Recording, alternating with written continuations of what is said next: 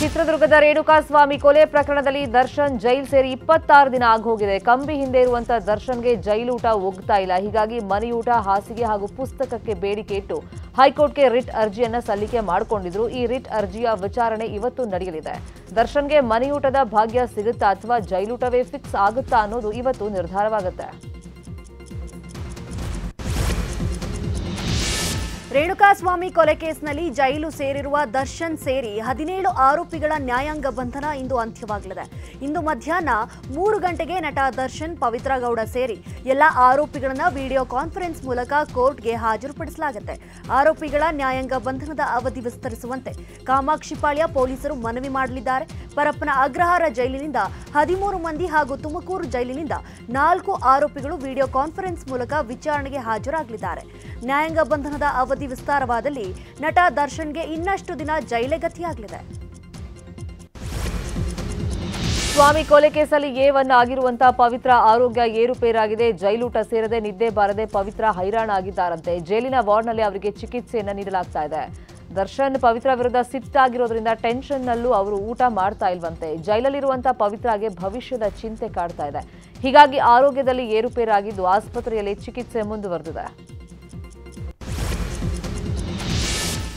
ವಾಲ್ಮೀಕಿ ಅಭಿವೃದ್ಧಿ ನಿಗಮದ ಹಗರಣ ಪ್ರಕರಣಕ್ಕೆ ಸಂಬಂಧಿಸಿದಂತೆ ಜಾರಿ ನಿರ್ದೇಶನಾಲಯ ಅಧಿಕೃತವಾಗಿ ಪತ್ರಿಕಾ ಪ್ರಕಟಣೆ ಬಿಡುಗಡೆ ಮಾಡಿದೆ. ನಿಗಮದ ಹಣವನ್ನು ಚುನಾವಣೆಯಲ್ಲಿ ಮದ್ಯ ಖರೀದಿಗೆ ಬಳಸಿದ್ದಾರೆ ಅಂತ ಉಲ್ಲೇಖಿಸಲಾಗಿದೆ.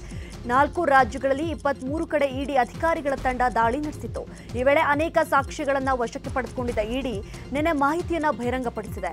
ಈ ಪ್ರಕರಣದಲ್ಲಿ ಸುಮಾರು 90 ಕೋಟಿಗಳಷ್ಟು ಅಕ್ರಮ ಮಾಡಲು 18 ನಕಲಿ ಬ್ಯಾಂಕ್ ಖಾತೆಗಳನ್ನು ಬಳಸಿದ್ದಾರೆ. ಈ ಹಣವನ್ನು ಲೋಕಸಭಾ ಚುನಾವಣೆಯಲ್ಲಿ ಮದ್ಯ ಖರೀದಿ ಹಾಗೂ ಐಷಾರಾಮಿ ಕಾರು ಖರೀದಿ ಮಾಡಲು ಬಳಕೆ ಮಾಡಿರುವುದು ಬೆಳಕಿಗೆ ಬಂದಿದೆ ಅಂತ ಇಡಿ ಪ್ರಕಟಣೆಯಲ್ಲಿ ತಿಳಿಸಿದೆ. ವಾಲ್ಮೀಕಿ ನಿಗಮದ ಹಣ ಅಕ್ರಮ ವರ್ಗಾವಣೆ ಪ್ರಕರಣಕ್ಕೆ ಸಂಬಂಧಿಸಿದಂತೆ ಇಡಿ ಅಧಿಕಾರಿಗಳು ನಿನ್ನೆ ನಾಗೇಂದ್ರ ಪತ್ನಿಯನ್ನ ವಿಚಾರಣೆ ನಡೆಸಿದರು. ನಿನ್ನೆ ಬೆಳಗ್ಗೆಯಿಂದ ರಾತ್ರಿಯವರೆಗೆ ನಾಗೇಂದ್ರ ಪತ್ನಿ ಮಂಜುಳಾರನ್ನ ವಿಚಾರಣೆ ಮಾಡಿದ ಇಡಿ ಬಳಿಕ ಅವರನ್ನ ಬೆಂಗಳೂರಿನ ರಾಮ್ಕಿ ಉತ್ಸವ್ ಅಪಾರ್ಟ್ಮೆಂಟ್ಗೆ ಬಿಟ್ಟು ಹೋಗಿದೆ. ವಾಲ್ಮೀಕಿ ಅಭಿವೃದ್ಧಿ ನಿಗಮದಲ್ಲಿನ ಅಕ್ರಮ ಹಣ ವರ್ಗಾವಣೆ ಕುರಿತಂತೆ ಪ್ರತಿಪಕ್ಷ ನಾಯಕರ ಚರ್ಚೆಗೆ ಇವತ್ತು ಸಿಎಂ ಸಿದ್ದರಾಮಯ್ಯ ಉತ್ತರವನ್ನು ಕೊಡಲಿದ್ದಾರೆ. ವಿಧಾನಸಭೆಯ ಕಲಾಪ ಬೆಳಗ್ಗೆ 10:30ಕ್ಕೆ ಆರಂಭವಾಗಲಿದ್ದು ಬಾಕಿ ಉಳಿದ ಸದಸ್ಯರಿಂದ ಚರ್ಚೆ ಮುಕ್ತಾಯ ಬಳಿಕ ಸಿಎಂ ಉತ್ತರವನ್ನು ಕೊಡಲಿದ್ದಾರೆ. ಕಳೆದ 2 ದಿನಗಳಿಂದ ವಾಲ್ಮೀಕಿ ನಿಗಮದಲ್ಲಿನ ಅಕ್ರಮ ಹಣ ವರ್ಗಾವಣೆ, ಎಸ್ಐಟಿ ತನಿಖೆ ಮತ್ತು ಪ್ರಕರಣವನ್ನು ಸಿಬಿಐ ತನಿಖೆ ಜೊತೆಗೆ ಸಿಎಂ ಸಿದ್ದರಾಮಯ್ಯ ರಾಜೀನಾಮೆಗೆ ಬಿಜೆಪಿ ಸದಸ್ಯರು ಆಗ್ರಹ ಮಾಡಿದರು. ಪ್ರತಿಪಕ್ಷಗಳ ಈ ಎಲ್ಲಾ ಸದಸ್ಯರ ಮಾತನ್ನ ಸದನದಲ್ಲಿ ಸಿಎಂ ಆಲಿಸಿದರು. ಇವತ್ತು ಅದಕ್ಕೆಲ್ಲ ತಕ್ಕ ಪ್ರತ್ಯುತ್ತರವನ್ನು ಕೊಡೋದಕ್ಕೆ ಸಜ್ಜಾಗಿದ್ದಾರೆ. ವಾಲ್ಮೀಕಿ ನಿಗಮದ ಅಕ್ರಮ ಹಣ ವರ್ಗಾವಣೆಯ ಪ್ರಕರಣದ ತನಿಖೆಯನ್ನು ಸಿಬಿಐಗೆ ಹಾಗೂ ಸಿಎಂ ಸಿದ್ದರಾಮಯ್ಯ ರಾಜೀನಾಮೆ ಕೊಡಲೇಬೇಕು ಅಂತ ಪಟ್ಟು ಹಿಡಿದಿರುವ ಬಿಜೆಪಿ ತಮ್ಮ ಹೋರಾಟವನ್ನು ತೀವ್ರಗೊಳಿಸಿದೆ. ಇಂದು ವಿಧಾನಸಭೆ ಕಲಾಪ ಆರಂಭಕ್ಕೂ ಮುನ್ನ ಬಿಜೆಪಿ ರಾಜ್ಯಾಧ್ಯಕ್ಷ ವಿಜಯೇಂದ್ರ ಹಾಗೂ ಪ್ರತಿಪಕ್ಷ ನಾಯಕ ಆರ್ ಅಶೋಕ್ ನೇತೃತ್ವದ ಶಾಸಕರ ನಿಯೋಗ ವಿಧಾನಸೌಧಕ್ಕೆ ಮುತ್ತಿಗೆ ಹಾಕಲು ಮುಂದಾಗಿದ್ದಾರೆ. ಬೆಳಗ್ಗೆ 10 ಗಂಟೆಗೆ ಫ್ರೀಡಂ ಪಾರ್ಕ್ನಿಂದ ವಿಧಾನಸೌಧದವರೆಗೂ ತೆರಳಿ ಮುತ್ತಿಗೆ ಹಾಕೋದ್ರ ಮೂಲಕ ಸರ್ಕಾರಕ್ಕೆ ಬಿಸಿ ಮುಟ್ಟಿಸಲು ಮುಂದಾಗಿದೆ. ವಾಲ್ಮೀಕಿ ಅಭಿವೃದ್ಧಿ ನಿಗಮ ಅಕ್ರಮ ಹಣ ವರ್ಗಾವಣೆ ಪ್ರಕರಣ ಸಂಬಂಧ ಇವತ್ತು ಮಾಜಿ ಸಚಿವ ನಾಗೇಂದ್ರ ಇಡಿ ಕಸ್ಟಡಿ ಅಂತ್ಯವಾಗಲಿದೆ. ಇವತ್ತು ನಾಗೇಂದ್ರ ಅವರನ್ನ ಇಡಿ ಅಧಿಕಾರಿಗಳು ಜನಪ್ರತಿನಿಧಿಗಳ ವಿಶೇಷ ನ್ಯಾಯಾಲಯಕ್ಕೆ ಹಾಜರುಪಡಿಸಲಿದ್ದಾರೆ. ಮಧ್ಯಾಹ್ನದ ನಂತರ ಕೋರ್ಟ್ಗೆ ಹಾಜರುಪಡಿಸುವಂತಹ ಸಾಧ್ಯತೆ ಇದೆ. ವಾಲ್ಮೀಕಿ ಹಗರಣ ಸಂಬಂಧ ಕಳೆದ 6 ದಿನಗಳಿಂದ ಮಾಜಿ ಸಚಿವ ನಾಗೇಂದ್ರ ಇಡಿ ಕಸ್ಟಡಿಯಲ್ಲಿದ್ದರು. ಹೆಚ್ಚಿನ ವಿಚಾರಣೆಗಾಗಿ ಇವತ್ತು ಮತ್ತೆ ನಾಗೇಂದ್ರ ಅವರನ್ನ ಇಡಿ ಅಧಿಕಾರಿಗಳು ಕಸ್ಟಡಿಗೆ ಕೇಳುವಂತ ಚಾನ್ಸಸ್ ಇದೆ. ಇನ್ನು ವಾಲ್ಮೀಕಿ ನಿಗಮದಲ್ಲಿ ಅಕ್ರಮವಾಗಿ ಹಣ ವರ್ಗಾವಣೆ ಪ್ರಕರಣದಲ್ಲಿ ಇಡಿ ತನಿಖೆ ಮುಂದುವರೆದಿದೆ. ಈ ಮಧ್ಯೆ ಶಾಸಕ ದದ್ದಲ್ ಸಂಬಂಧಿ ಕಾರ್ತಿಕ್ ಹಾಗೂ ಆಂಜನೇಯಗೆ ಜಮೀನು ಮಾರಿದ್ದ ಲಕ್ಷ್ಮೀ ದೇವಿಯನ್ನ ಇವತ್ತು ಇಡಿ ಅಧಿಕಾರಿಗಳು ವಿಚಾರಣೆಯನ್ನು ನಡೆಸಲಿದ್ದಾರೆ. ಮನಿ ಲ್ಯಾಂಡರಿಂಗ್ ಆಕ್ಟ್ ಅಡಿಯಲ್ಲಿ ನೀಡಿದ ಸಮನ್ಸ್ ಹಿನ್ನೆಲೆಯಲ್ಲಿ ವಿಚಾರಣೆ ನಡೆಯಲಿದೆ. ಕಾರ್ತಿಕ್ ಮತ್ತು ಆಂಜನೇಯನಿಗೆ ಲಕ್ಷ್ಮೀ ದೇವಿ ತಮ್ಮ ಭೂಮಿಯನ್ನ ಮಾರಾಟ ಮಾಡಿ 3 ಕೋಟಿ ಕ್ಯಾಶ್ನಲ್ಲಿ ಪಡ್ಕೊಂಡಿದ್ರು. ಈ ಸಂಬಂಧ ವಿಚಾರಣೆಗೆ ಇಡಿ ಅಧಿಕಾರಿಗಳು ಕರೆದಿದ್ದಾರೆ. ರಾಜ್ಯದಲ್ಲಿ ಅಬ್ಬರಿಸಿ ಬೊಬ್ಬಿರುತ್ತಿರುವ ಮಳೆರಾಯ ಸದ್ಯಕ್ಕೆ ನಿಲ್ಲೋ ಹಾಗೆ ಕಾಣ್ತಿಲ್ಲ.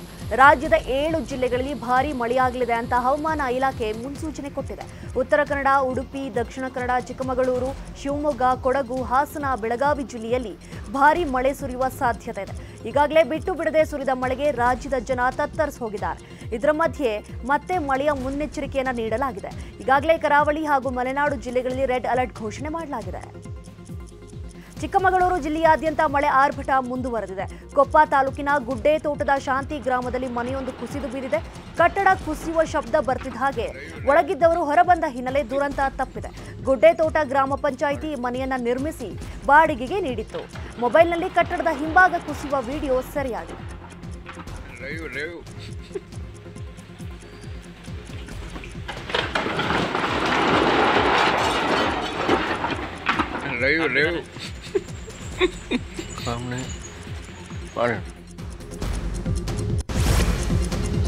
ಕೊಡಗು ಉತ್ತರ ಕನ್ನಡ ಜಿಲ್ಲೆಯಲ್ಲಿ ಕ್ಷಣ ಕ್ಷಣಕ್ಕೂ ಮಳೆ ಅಬ್ಬರ ಜಾಸ್ತಿ ಆಗ್ತಾ ಇದೆ. ಹೀಗಾಗಿ ಕೊಡಗು ಜಿಲ್ಲೆಯಾದ್ಯಂತ ಇವತ್ತು ಕೂಡ ಶಾಲೆಗಳಿಗೆ ರಜೆಯನ್ನ ಘೋಷಣೆ ಮಾಡಲಾಗಿದೆ. ಅಂಗನವಾಡಿ ಸೇರಿದಂತೆ ಎಲ್ಲಾ ಶಾಲೆಗಳಿಗೆ ರಜೆಯನ್ನ ಘೋಷಿಸಿ ಜಿಲ್ಲಾಧಿಕಾರಿ ವೆಂಕಟರಾಜ ಆದೇಶವನ್ನು ಹೊರಡಿಸಿದ್ದಾರೆ. ಇನ್ನು ಉತ್ತರ ಕನ್ನಡ ಜಿಲ್ಲೆಯಲ್ಲೂ ಮಹಾಮಳೆ ಸುರಿತಾ ಇದೆ. ಹೀಗಾಗಿ ಹಳಿಯಾಳ ಮತ್ತು ಮುಂಡಗೋಡ ಹೊರತುಪಡಿಸಿ ಜಿಲ್ಲೆಯ ಉಳಿದ ಎಲ್ಲಾ ತಾಲೂಕಿನ ಶಾಲಾ ಕಾಲೇಜುಗಳಿಗೆ ಜಿಲ್ಲಾಧಿಕಾರಿ ಲಕ್ಷ್ಮೀಪ್ರಿಯಾ ರಜೆ ಘೋಷಿಸಿ ಆದೇಶವನ್ನು ಹೊರಡಿಸಿದ್ದಾರೆ. ಚಿಕ್ಕಮಗಳೂರಿನ 5 ತಾಲೂಕಿನ ಶಾಲೆಗಳಿಗೆ ರಜೆ ಘೋಷಣೆಯನ್ನ ಮಾಡಲಾಗಿದೆ. ದಕ್ಷಿಣ ಕನ್ನಡ ಜಿಲ್ಲೆಯ 5 ತಾಲೂಕುಗಳ ಶಾಲೆಗಳಿಗೂ ರಜೆ ಘೋಷಣೆ ಆಗಿದೆ. ಜಿಲ್ಲೆಯಲ್ಲಿ ಮಳೆ ಸೃಷ್ಟಿ ಮಾಡುತ್ತಿರುವಂತಹ ಅವಾಂತರಗಳು ಒಂದೆರಡಲ್ಲ. ಉಳುವರೆ ಗ್ರಾಮದಲ್ಲಿ 8 ಮನೆಗಳು ಜಲಸಮವಾಗಿದ್ದು ಸ್ಥಳಕ್ಕೆ ಉಸ್ತುವಾರಿ ಸಚಿವ ಮಂಕಾಳ ವೈದ್ಯ ಭೇಟಿ ನೀಡಿ ಪರಿಶೀಲನೆಯನ್ನು ಮಾಡಿದ್ದಾರೆ. ಸ್ಥಳದಲ್ಲೇ ಪರಿಹಾರದ ಚೆಕ್ ನೀಡಿದ ಸಚಿವರು ಮನೆ ನಿರ್ಮಾಣ ಮಾಡಿಕೊಡುವುದಾಗಿ ಭರವಸೆ ಕೊಟ್ಟಿದ್ದಾರೆ. ಈ ವೇಳೆ ಶಾಸಕ ಸತೀಶ್ ಸೈಲ್ ಕೂಡ ಸಾಥ್ ಕೊಟ್ಟರು. ಮಕ್ಕಳೆಲ್ಲ ಇದ್ರು, ನಾನು ನನ್ನ ಮಕ್ಕಳನ್ನ ತಪ್ಪಿಸ್ದೆ, ಆ ಸೈಡ್ ಓಡ್ಬಿಟ್ಟೆ. ಅದು ನಂಗೆ ಇಲ್ಲಿ ಇವರು ನಮ್ಮ ಅಕ್ಕನವರೆಲ್ಲ ಹೀಗಾದ್ರು ಅಂತ ನಾನು ತಳ್ಕೊಳ್ಳಿಲ್ಲ. ಅವರೆಲ್ಲಾದ್ರೂ ಮೇಲೆ ಹತ್ಕೊಂಡ್ರು ಅಂತ ಎನಿಸ್ಕೊಂಡಿದ್ದೆ. ನೋಡ್ಲಿಕ್ಕೆ ಬಂದ್ರೆ ಅಲ್ಲಿಂದ ಓಡಿ ಬರೋ ತನಕ ನನ್ನ ಅಕ್ಕ ಒಬ್ಬಳು ಅಂತೂ ಸೀರಿಯಸ್ ಆಗಿದ್ದಾಳೆ, ಮತ್ತೊಂದು ಹುಡುಗಿ ಸಹ ಹಾಗೆ ಆದ್ಲು.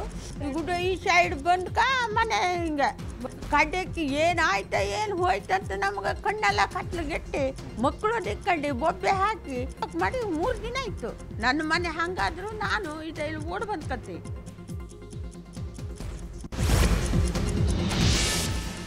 ಹಾಸನ ಜಿಲ್ಲೆಯಲ್ಲಿ ಸುರಿಯುತ್ತಿರುವ ಮಹಾಮಳೆಯಿಂದಾಗಿ ಮೇಲಿಂದ ಮೇಲೆ ಗುಡ್ಡಗಳು ಬಾಯ್ಬಿಡ್ತಿವೆ. ರಾಷ್ಟ್ರೀಯ ಹೆದ್ದಾರಿ 75ರಲ್ಲಿ ಎಲ್ಲೆಂದರಲ್ಲಿ ಬೆಟ್ಟಗಳು ನೆಲಕಚ್ಚುತ್ತಿದ್ದು ಅವೈಜ್ಞಾನಿಕ ಕಾಮಗಾರಿಯಿಂದಲೇ ಅನಾಹುತ ಸಂಭವಿಸುತ್ತಿದೆ. ವಾಹನ ಸವಾರರು ಜೀವ ಭಯದಲ್ಲಿ ಸಂಚಾರ ಮಾಡುತ್ತಿದ್ದು ಗುಡ್ಡ ಕುಸಿಯುವ ದೃಶ್ಯ ಮೊಬೈಲ್ನಲ್ಲಿ ಸೆರೆಯಾಗಿದೆ. ಸ್ಥಳೀಯರ ಸಮಯ ಪ್ರಜ್ಞೆಯಿಂದ ದೊಡ್ಡ ಅನಾಹುತವೊಂದು ತಪ್ಪಿದೆ.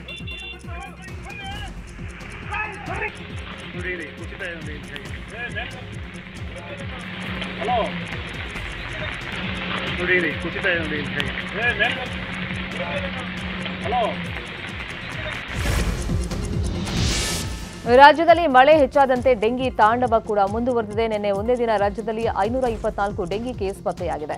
ಈ ಮೂಲಕ ರಾಜ್ಯದಲ್ಲಿ ಡೆಂಗಿ ಪ್ರಕರಣಗಳ ಸಂಖ್ಯೆ 10,973ಕ್ಕೆ ಏರಿಕೆಯಾಗಿದೆ. ಇನ್ನು ಈವರೆಗೆ ರಾಜ್ಯದಲ್ಲಿ 8 ಮಂದಿ ಡೆಂಗಿಯಿಂದ ಮೃತಪಟ್ಟಿದ್ದಾರೆ. ಡೆಂಗಿ ಪ್ರಕರಣ ಏರಿಕೆ ಹಿನ್ನೆಲೆಯಲ್ಲಿ ಆಸ್ಪತ್ರೆಗಳಲ್ಲಿ ಬೆಡ್ ಅನ್ನು ಮೀಸಲಿಡುವುದಕ್ಕೆ ಆರೋಗ್ಯ ಇಲಾಖೆ ಆದೇಶ ಕೊಟ್ಟಿದೆ. ಕನ್ನಡಿಗರ ಮೆಚ್ಚಿನ ನಿಮ್ಮ ನ್ಯೂಸ್ 18 ಕನ್ನಡ ಈಗ ವಾಟ್ಸ್ಆಪ್ನಲ್ಲಿಯೂ ಲಭ್ಯ.